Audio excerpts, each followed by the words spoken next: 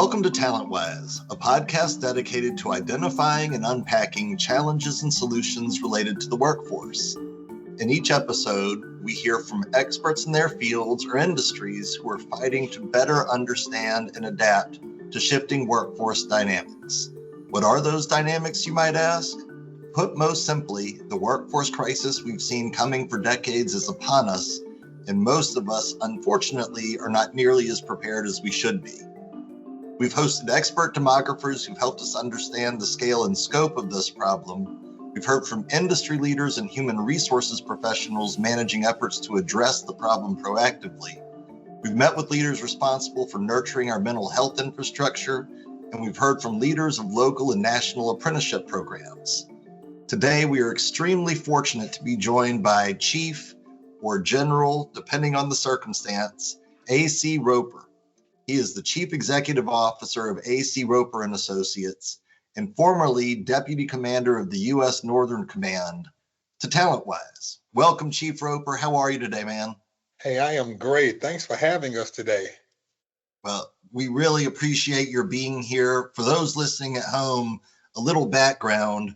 A.C. Roper Jr. is a retired U.S. Army Lieutenant General and retired police officer who last served as the Deputy Commander of the United States Northern Command and Vice Commander of the American element of the North American Aerospace Defense Command from 2021 to 2024. Before that, he served as Deputy Commanding General of the United States Army Reserve Command, and prior to that, as Deputy Chief of the United States Army Reserve. In his civilian career, Chief Roper was Chief of the Birmingham Police Department from 2007 to 2017. He later became General and also is the best-selling author of the book No Limits: 7 Keys to Life, Legacy, and Leadership.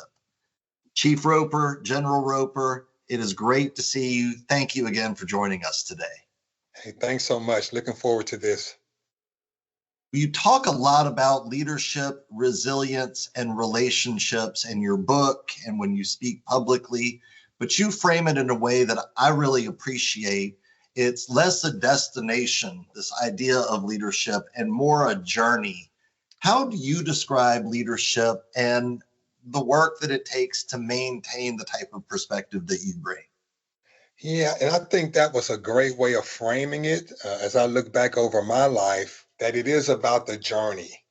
And when I started this journey as a 19-year-old second lieutenant in the Army, early commissioning student, I had no idea that I would retire with 3 stars on my uniform. And so during that period, there were seasons, and I think it's a journey of growth, a journey of humility, a journey of service. And if you're a good leader, you never arrive. I mean, you have to have the mindset that I have to be a learner because each season brings new challenges, new people, new opportunities to learn. And when I tell you, transitioning from being Chief of Police of Birmingham, 99 neighborhoods, to being basically the number 2 person responsible for defending the entire nation, that is a growth opportunity right there. Well, I know that you've led teams, to your point, of different shapes and sizes within the U.S. Army and as Chief of the Birmingham Police Department and a few stops in between. What key leadership lessons translate across both military and civilian workforces when it comes to topics of recruitment, retention, and readiness?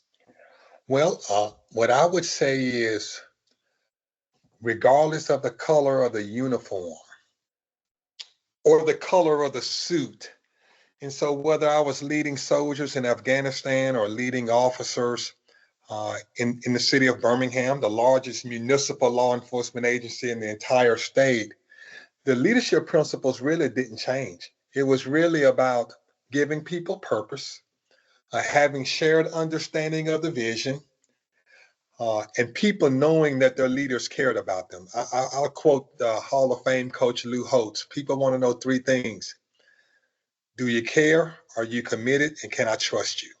Yeah. And when you create that kind of environment, people will do amazing things. And so I believe that recruiting and retention is really about connections, creating an environment that people can connect to and see themselves being successful in.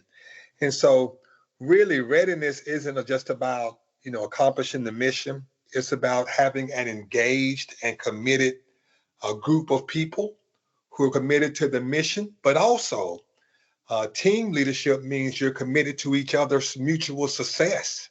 And as I travel across the nation speaking to especially law enforcement leaders, I say, listen, you've got to redefine your mission statement. It just can't be about the organization. It has to also be about people, quoting this old Army commercial, being all they can be. Can they see themselves accomplishing their personal dreams and their visions for their lives? Because if you can combine the two, you will not have a recruiting or retention problem. That's really great. You bring up be all that you can be.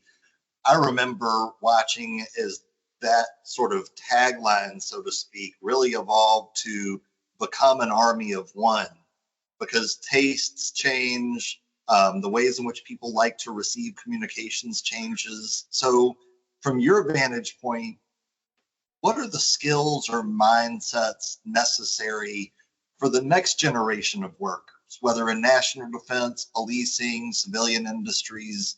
What do they need to be best prepared for the challenges ahead, just given the sort of fast changing, evolving world in which we are living? So that's a great question. And if I look at the workforce that's knocking on the door right now, I think they have to be adaptable learners. I talk about this quite a bit. The pace of change that we're facing right now, it requires this accelerated ability to learn, unlearn, and then relearn. So it's all really about change management. How do you unfreeze, learn, or set the new standard or the new mission, and then refreeze it? Unfreeze it, set the new one, refreeze it. And I think it's going to be a constant state of learning, unlearning, relearning. And so I think that adaptability is going to be important, but also, we're at a day now where we have to have emotional intelligence to a degree that we've never been required to do before. And so the ability to build trust, to communicate and collaborate across differences, and work in diverse teams. And when I say diverse, people often think, race, national origin. No, I talk about not just that, and that's important, but also diversity of thought, opinions, and beliefs. Having this plethora of thoughts and understandings and different viewpoints of this problem that we're facing. When we can bring all that together, I think we'll be in good shape. Now, let me also mention technical skills are important. But as I used to say when I was chief of police, I can train and teach you the technical skills. We have a good academy. We can do that. And so I'm not even worried about, can we teach you how to make an arrest or teach you how to fire a weapon? I'm concerned about what's going on between your ears much more than anything else, because that's what's going to set the difference.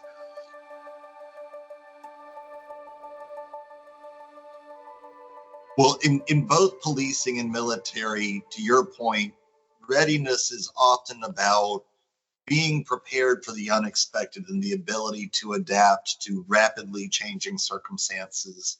How can organizations, particularly those outside of uniformed service, build resilience into their workforce cultures? Yeah, I think that's a great one. And that's something the military and the field of law enforcement simply drilled into us. It was just a part of our DNA. We had to be mission ready. So whether it was a 911 call where we're dispatching an officer, they need to be trained, equipped, and ready, or whether it's a mobilization from the president, we've got to be trained, equipped, and ready. We have to go and accomplish the mission. And so resilience is not just about responding to crisis, it's also about preparing as leaders, preparing your people in advance. And so I think civilian organizations can borrow that mindset by investing in scenario-based training, building cross-functional teams, and encouraging honest after-action reviews, what we call the AARs, where people can speak up and they have the freedom and the safety to give their thoughts on what went wrong, what can be improved, et cetera, et cetera. And so resilience comes from culture, not from checklists. And so we need a culture that can respond to crisis, one that can adapt, one that can bounce back from unexpected news. And so that takes time because culture change doesn't happen in a microwave. I mean, it happens in the oven, in other words.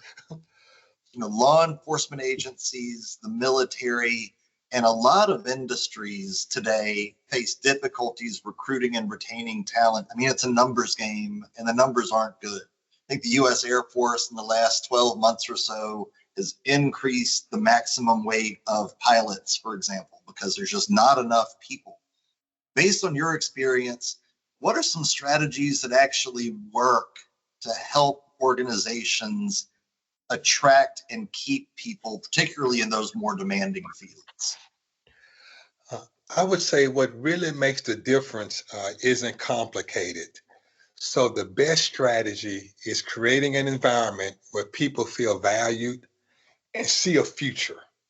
If they feel valued and see a future, they'll be in it for the long haul.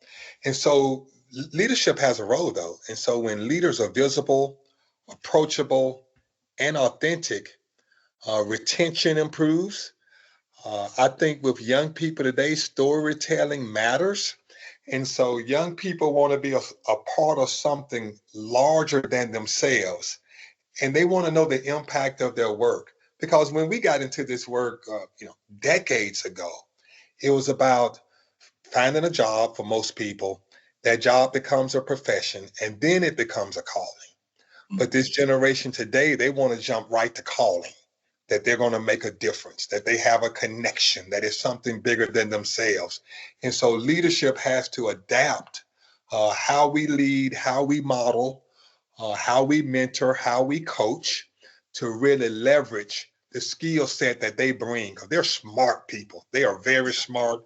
And so the old days of telling someone to go stand by the door and don't let anyone in, those days are over because they want to know why, because they may have a better way of doing this. That's right. Yeah. That's right. Well, sort of changing gears a little bit, you made history, obviously, when you became the first Black U.S. Army Reserve General, highest ranking Black Army General. How can organizations ensure diversity and leadership pipelines in this environment? A lot of organizations are looking at their workforce and saying, you know what, we don't have enough diversity, and that's a problem because there aren't enough people of a particular background who are interested in those jobs or career paths, or who are qualified for that kind of work. So what, from your perspective, can ensure greater diversity in organizations going forward? Yeah, it's really interesting as you were mentioning that, just thinking about making history in that space. The Army Reserve has been around over 100 years, and for me to be the first Black three-star general ever in its history is mind-boggling. I've been blessed with great mentors and great coaches who saw something in me. But I would say diversity doesn't happen by accident. You don't just trip and fall and all of a sudden you have a diverse workforce that represents the community you're serving and all of that. It really requires intentionality. And so that means organizations must build pathways for mentorship and sponsorship programs that really open doors, because most people need is just a fair opportunity. And so organizations have got to really be intentional about how they do that. And so, and there's an ROI, there's a return on investment. I mean, diverse groups with this full spectrum problem solving mindset really can look at a problem, look at a mission set from different angles, and really create some great opportunities for you. And so I would just simply say each of us have a role to play. I believe in paying it forward and paying it backwards. And Mm. so I would love to not be the only one. And right now I'm still the only one. So I'm trying to make sure others are set up for success so that they get a fair shot. And so I would say intentionality matters. Mm.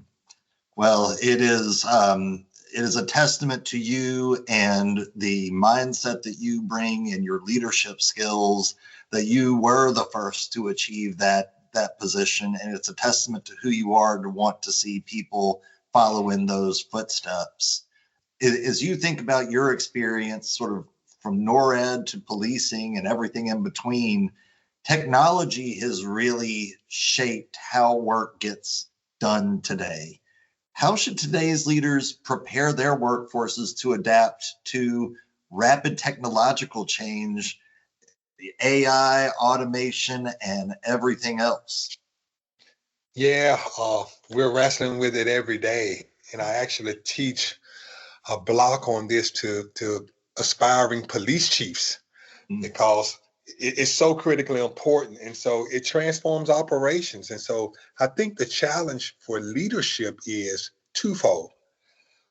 We have to embrace technology while yet never forgetting the human element, Mhm. especially in people focused organizations.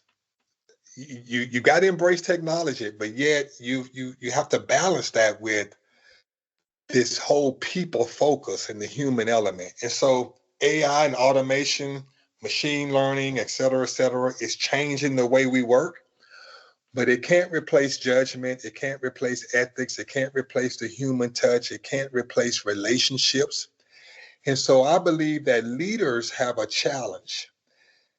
They have to train their teams where they can use and leverage and maximize this technology, but use it as a tool and not as a crutch. And what I Mhm. often tell leadership today is you've got to think beyond the data. You've got to Yeah. think beyond the machines because there's a human touch and there's an aspect of wisdom that the machines will often lack. Yeah, and you've touched on this already, but in both military and in the police, crisis occurs kind of constantly. Same is true in corporate and commercial settings. What workforce training practices from the environments where you have so much great experience could be applied to civilian organizations that are facing economic, health, or environmental disruptions? So I would say from the aspect of both uniforms, military and police, uh, we had to practice, we had to train until it became muscle memory. Mhm. I mean, train to the degree I used to call it, pressurize the system. Train to a degree where when seconds matter, we don't freeze. Yeah. Everyone understands their role, they understand their responsibilities, they understand what the person to their left and to their right is responsible for.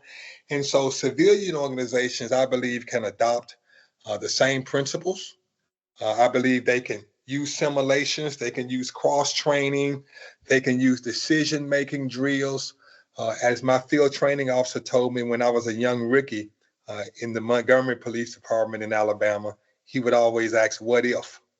Mm. And in whatever scenario it was, it'd be "What if?" And it just drilled something into me because it's about creating readiness for disruption because disruption is coming, whether it's Yeah. economic shock, a health crisis, supply chain breakdown, uh, uh, colonial pipeline issue, a pandemic. Disruption is coming, and so it's just a matter of what flavor and how resilient have we developed the culture in our organizations to respond to it. That's terrific. And so, in thinking about where these organizations and institutions interact with their audiences, for example, in policing, public trust is so impacted by officer recruitment, morale, effectiveness, and retention. What are some parallels that you see between community trust in law enforcement and stakeholder trust in other industries? What do leaders need to be thinking about there? Well, I will start by saying trust is something you cannot fake. Yeah. And what I share with leaders today, especially in law enforcement, that the window of trust has to open from our side first. Because we're the ones with the data, we're the ones with the mission set, we're the ones being requested. And so it has to open from our side first. And it's often said that trust is the currency of leadership. So in policing, if the community doesn't trust you, you will not be effective. And I was just sharing a few weeks ago, and it's almost like a seesaw. So imagine a seesaw as a child. Trust and transparency has an inverse relationship. When trust is high, demands for transparency is low. But when trust is low, you hear, you see, you read the stories about demands for transparency. And I think that's the same way in business relationships and in civilian organizations. If you have a high trust relationship, decisions are made faster, deals are consummated faster, contracts get signed faster. But where trust is low, everything kind of bogs down. And so I think the solution is not just transparency, but accountability and an authentic engagement. Leaders must show up consistently and keep their word. Even if it's bad news, you've got to, presence matters, and presence speaks to your priorities. And so all of that has an effect on trust.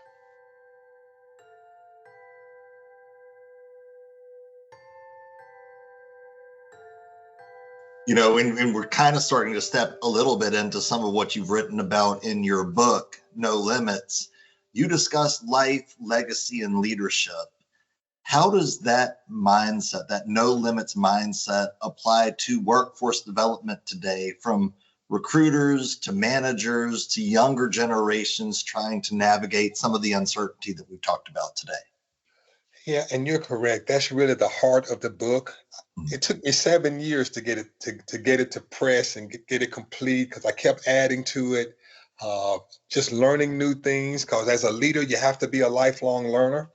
And so the no limits mindset is really about unlocking potential in life, in leadership, and with legacy. And so it's unlocking potential personally and organizationally. And so for workforce development, it means refusing to accept the narrative of scarcity. Instead of saying, well, we can't find talent, we can't find enough good people. Well, how can we grow talent? How can we develop a baseball type farm system where we grow talent, find talent early and grow it and develop pipelines? So it's about pushing beyond comfort zones, building into people, leaving a legacy of opportunity and impact. Because I often say the organization should be better because you're here, but someone's life should be better because you're here. And so as leaders, we have a twofold obligation to that partner, that employee, that teammate and their family, and to the organization. And so that's my story, and I'm sticking to it. Man, your story is so amazingly inspirational. Just all the things that you've been able to do. It's not typical. You're an unusual human being, and you've accomplished so much. If you could give one piece of advice to young professionals preparing to lead tomorrow's workforce, what would it be? Ooh, that's a great one. If I was sitting down with young leaders today, I would say, don't chase titles, chase impact. And you can only broaden your impact by broadening your influence. because leadership is the art of influencing people in such a manner as to gain their willing obedience, loyalty, and respect in order to accomplish the mission. That's what the Army Junior ROTC program taught me when I was 13 years old. I'm a little older than 13 now, and I still remember that. So leadership is about influence. And so this influence is built through service, it's built through integrity. And as a lifelong learner, surround yourself with mentors and always lead with integrity and a sense of service. I think when we put people first, the mission will get accomplished. And so quite often leaders will put the mission first and will run the team into the ground. And you may have temporary success, but it's not sustainable. It's not sustainable. And so we've seen that with companies that no longer exist because it's not sustainable. The model only works once or twice and then it expires. And so chase influence, broaden your horizon, and you'll have the impact that you need. And words of wisdom. Well, for those who are listening, where can people go to learn more about you and your background and to learn about No Limits and some of the things that you've written about in that book? So I would say they can join us join the journey on the website, acroper.net or generalroper.com. They can connect with us on LinkedIn. And on the website, I do a free monthly leadership blog. I talk about everything from change to crisis management to team building, you name it. And I don't spam people. It comes out about once a month. Every now and then I'll do an addendum. But you can find the book on Amazon and all the other major platforms. And you can go to my website if you like a more personal touch and want it autographed. I write a little note in it and I personally ship it to you. And so I'm shocked and pleasantly surprised with the way it's been received. But I think people are looking for authentic leadership. And we're all leading something, whether it's a family or little league team or leading on the job, leading in the community. And we should all be working to be better because leadership makes a difference. Well, I got a long way to go, but I strive to do what you're talking about. And I certainly have learned a lot talking with you today. We always ask a change ball, sort of a curveball question at the end of these conversations. So I'm going to give you a choice. Either answer, what is the most memorable moment of your career so far? And you've probably had so many that may be hard to identify. Or if you could give one piece of advice to your previous boss, what would it be? Ooh, that's a good one. So I get a choice. You get a choice. I would say I appreciate my previous boss's belief in resiliency and the way he stayed calm under pressure. And I give this example. If you remember, after we pulled out of Afghanistan, we received a phone call to prepare one site for 3,000 Afghan evacuees here in the U.S. Prepare one site, and we're going to bring these people back. That mission turned into 8 sites for over 70,000 Afghan evacuees. Imagine that. And so my boss was masterful, and he allowed me the freedom of maneuver to do the things that I needed to do because I learned some things as a police chief regarding community and how do you establish safe communities. And so we were able to apply those lessons learned. So I would say to any previous bosses, know your team and leverage their talents and experiences. You will be amazed at what they can do. And goosebumps. Chief Roper, General Roper, thank you so very much for joining us today. I have thoroughly enjoyed our conversation. I'm sure those listening have as well. And thank you for all that you do to inspire your clients today and their teams and their people in your spheres of influence, myself included, to lead their organizations with a legacy mindset. I very much look forward to having you back on TalentWise in the future. Until then, man, take good care of yourself. Try to get some sleep when you can. Thank you for all that you do. I hope everyone listening at home will join us next time. But Chief, really appreciate you, man. Thank you, sir.